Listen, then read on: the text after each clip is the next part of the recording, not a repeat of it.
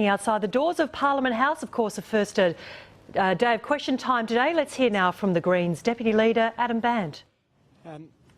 As the people in the Philippines deal with the devastation of Typhoon Haiyan, their lead climate negotiator is calling on countries like Australia to end the madness and take more action on global warming.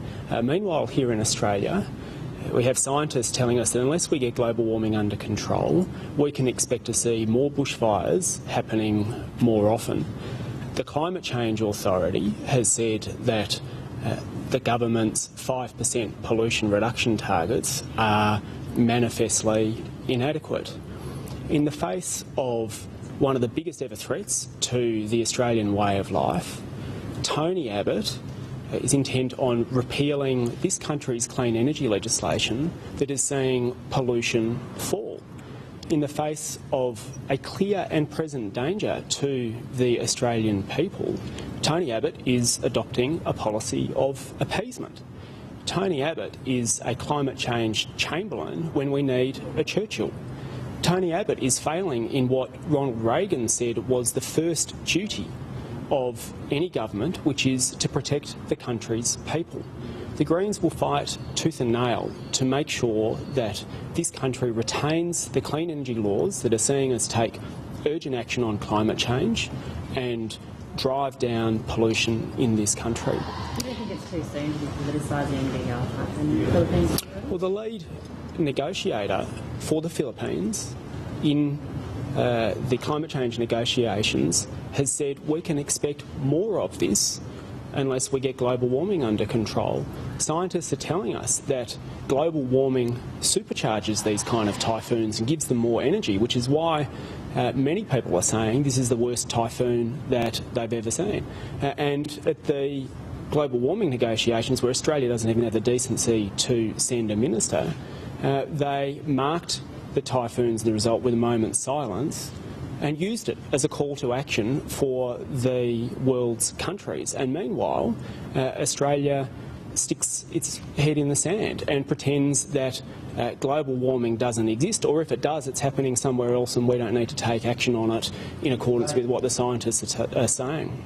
Labor's been accused of playing Russian roulette with the economy over this debt ceiling legislation. Why are the Greens supporting Labor's stance?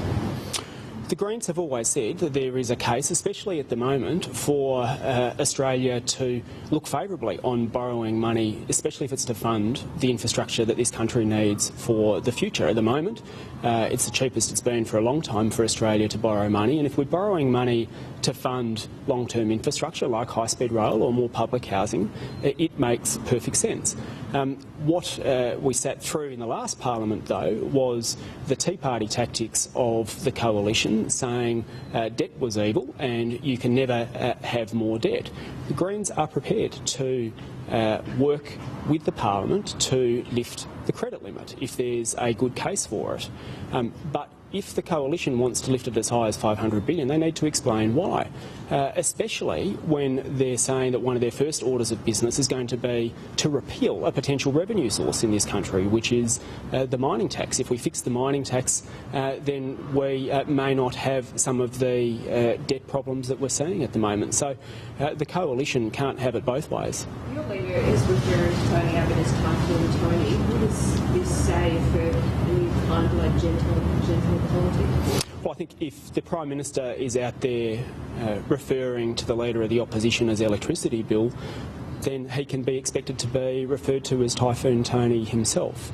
The head in the sand approach to global warming in the face of the leaders of the Philippines themselves saying this is what we're in store for unless we get global warming under control, makes Australia an international pariah and shows that really at the end of the day Tony Abbott does not believe the science. When it comes to the debt cap, is the $400 billion figure not negotiable for the Greens? Is that the figure and that's it?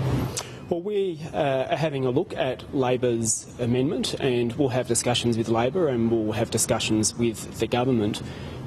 We haven't yet been presented with a case from the government as to why it should go as high as the $500 billion that they're seeking. Are the Greens Greens going to support a delay in the carbon tax bills for a Senate inquiry, or is your position still that the bills should be voted down and then inquired? Oh, well, look, there's discussions that will take place between the Greens and the other parties in the Senate about what happens when these bills progress through the Senate. But at the end of the day, we had an enormous amount of evidence go into the legislation that we've got, significant inquiries into the legislation that we've got. What we know from Tony Abbott is that all it is a straight repeal with nothing to put in its place. Now, if that's all he's going to do, it seems to me the argument is fairly clear-cut. Let's keep the existing system that we've got, and on the face of it, it's not clear that there's a need for the kind of inquiries that Labor's proposing, but we'll continue to talk with all parties in the parliament.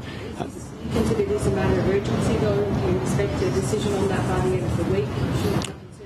Oh, look, I think you can. I'll refer those questions to Christine Milne, who'll be dealing with it when the bills come before the Senate.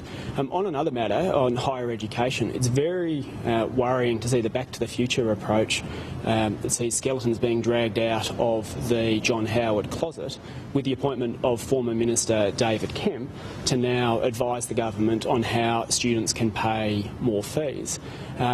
It seems to be not just that we've got the love child of John Howard and Bronwyn Bishop now running the country, but they're dragging out the weird uncles to sit in a back room and advise on policy and run the country from behind the scenes. It's Back to the Future, but without the cool hoverboard. So it's John Howard Mark II coming in all over again. And what we saw under the John Howard government was an attack on the right of every Australian to be able to go to university regardless of their income.